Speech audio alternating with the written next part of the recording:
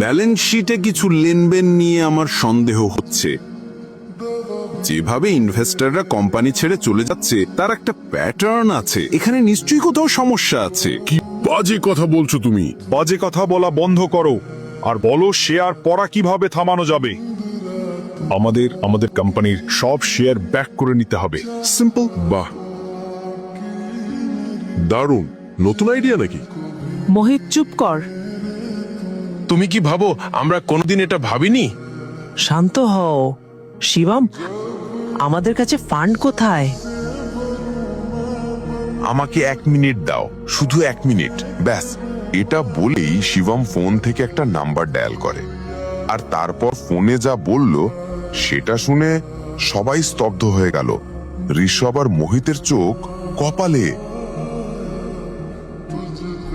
ভালো করে শুনুন আমার কথা। প্রথমত, রায়জাদা থেকে নারাং ইন্ডাস্ট্রিজের সঙ্গে সঙ্গে 500 কোটি ট্রান্সফার করুন। দ্বিতীয়ত, রায়জাদা গ্রুপ আর নারাং ইন্ডাস্ট্রিজের মধ্যে মার্জারের ঘোষণা দিন। আর হ্যাঁ, শেষ কথা, কাপুর ইন্ডাস্ট্রিজের সব শেয়ার সঙ্গে সঙ্গে কিনে নিন।